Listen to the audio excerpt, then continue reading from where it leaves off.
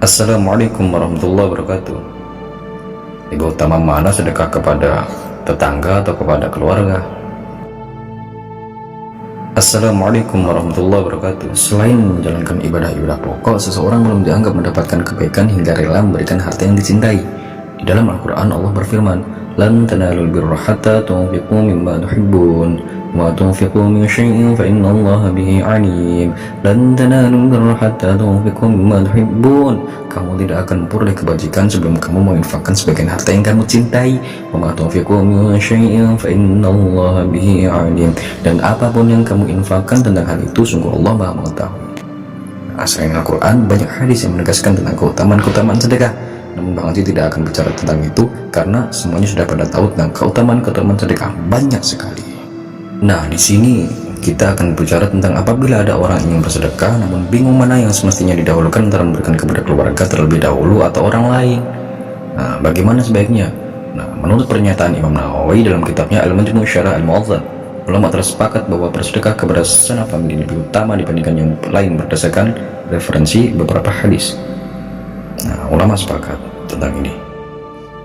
Nah, jadi ulama telah sepakat tentang lebih utama bersedekah kepada keluarga ketimbang orang lain. Nah, di antara hadis yang dibuat dasar penyertaan Imam Nawawi di sini adalah hadis yang diriwayatkan dari Abu Sa'id Al-Khudri.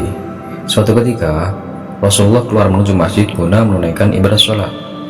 Nah, sehabis sholat beliau menghadap warga sekitar, memberikan petua-petua kepada masyarakat dan menyuruh mereka untuk bersedekah. "Wahai para manusia, bersedekahlah," pesan Nabi. Nah, ada beberapa wanita yang tampak lewat terlihat oleh baginda Rasul. Rasul pun berpesan, "Wahai para wanita, bersedekahlah, sebab saya itu melihat mayoritas dari kalian adalah penghuni neraka."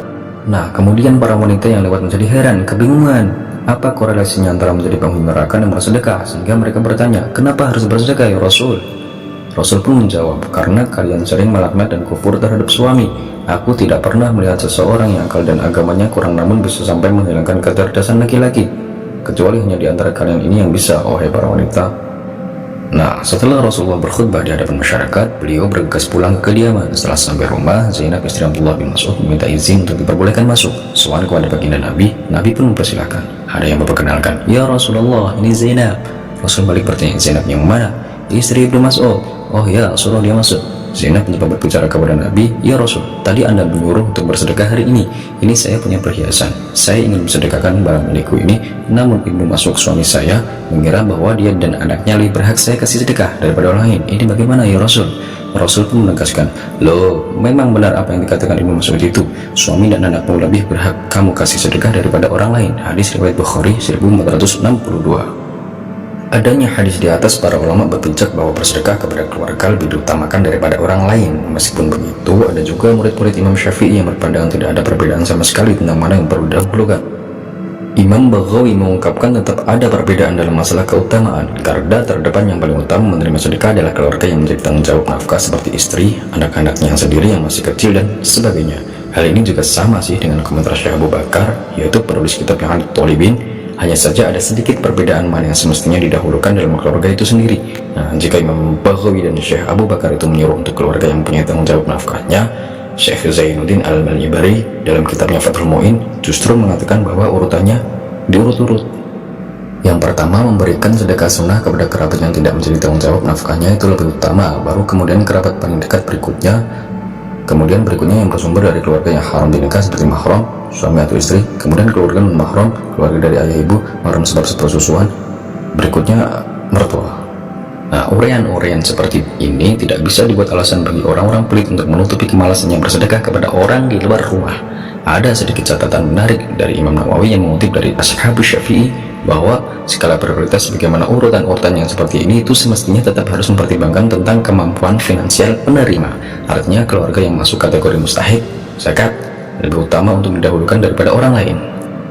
Nah, dengan demikian dapat disimpulkan bahwa memprioritaskan pemberian sedekah kepada sanak kerabat itu jika memang mereka mempunyai kategori fakir, miskin, atau gharim, orang yang banyak utangnya.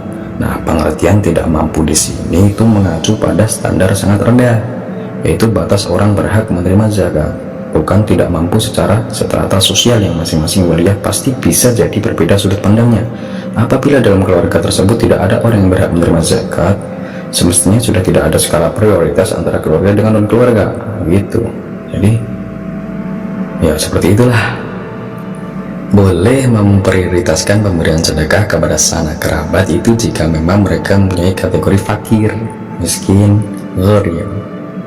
Nah, pengertian tidak mampu di sini mengacu pada standar sangat rendah, itu batas orang berhak menerima zakat, bukan secara keumuman ya, bukan secara keumuman. Jadi bagaimana ini?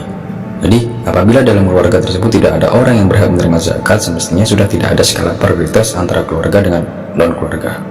Wallahu a'lam. Assalamualaikum warahmatullahi wabarakatuh.